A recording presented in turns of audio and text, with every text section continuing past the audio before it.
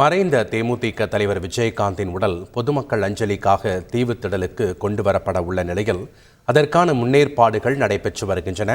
இது குறித்த தகவல்களை எமது செய்தியாளர் சம்பத்குமார் வழங்க கேட்கலாம். வணக்கம் சம்பத்குமார், அங்கே என்னென்ன ஏற்பாடுகள் செய்யப்பட்டிருக்கு, பாதுகாப்புக்கு எவ்வளவு போலீசார் குவிக்கப்பட்டிருக்காங்க, போக்குவரத்தில் ஏதாவது மாற்றம் செய்யப்பட்டிருக்கா, தற்போதே அங்கு ரசிகர்கள் மற்றும் பொதுமக்கள் அஞ்சலி செலுத்த வர துவங்கிவிட்டார்களா?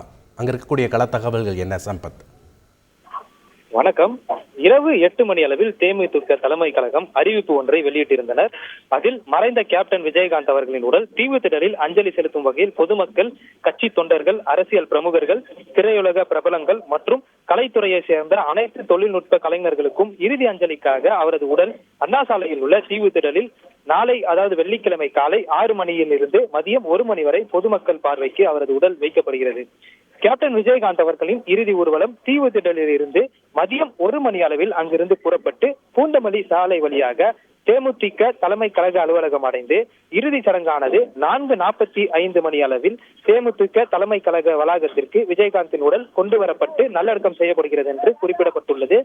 விஜயகாந்த் இன்று காலை 6:10 மணி அளவில் காலமாகிய நிலையில் அவரது உடல் மியாட் மருத்துவமனையில் இருந்து சாலிகிராமத்தில் உள்ள அவரது வீட்டிற்கு கொண்டு செல்லப்பட்டது. பின்னர் சிறிது நேரத்திலே அங்கிருந்து அவரது உடல் கோயம்பேடு தேமுதிக தலைமை அலுவலகத்திற்கு எடுத்து செல்லப்பட்டது.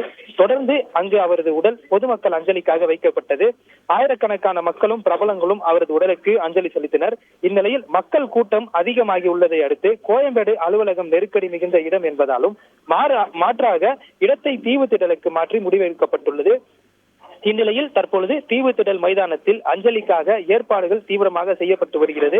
நாளை காலை 6 மணிக்கு விஜயகாந்த் அவர்களின் உடல் இங்கு கொண்டு வரப்பட உள்ள நிலையில் தற்போது தீவுத்திடல் வளாகத்தில் ஜேசிபி இயந்திரங்கள், சுமார் 200க்கும் மேற்பட்ட மாநகராட்சி ஊழியர்கள், ஏராளமான, அதாவது கிட்டத்தட்ட 500க்கும் மேற்பட்ட காவலர்கள் குவிக்கப்பட்டு முழுவீச்சில் ஏற்பாடுகள் நடைபெற்று வருகிறது.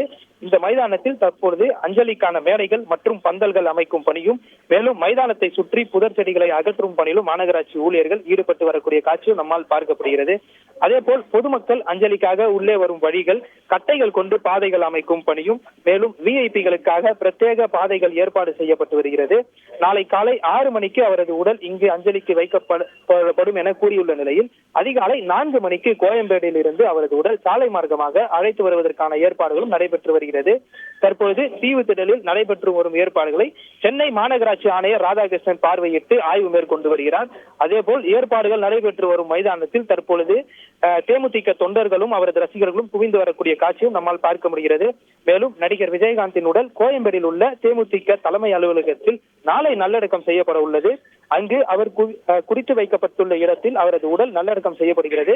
கோயம்பேடு மேம்பாலத்தில் இருந்து நேரடியாக பார்க்கும் வகையில் அலுவலக வாயிலில் நுழைந்தவுடன் பார்வையிடும் வகையிலும் இந்த நினைவிடமானது அமைக்கப்பட உள்ளதாகவும் கூறப்படுகிறது.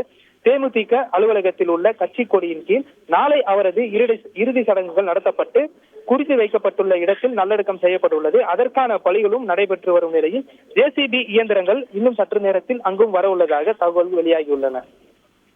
நன்றி சம்பத், உங்களுடைய கள தகவல்களுக்கு. செய்திகளை உடனுக்குடன் தெரிந்து கொள்ள உடனே சப்ஸ்கிரைப் பண்ணுங்க.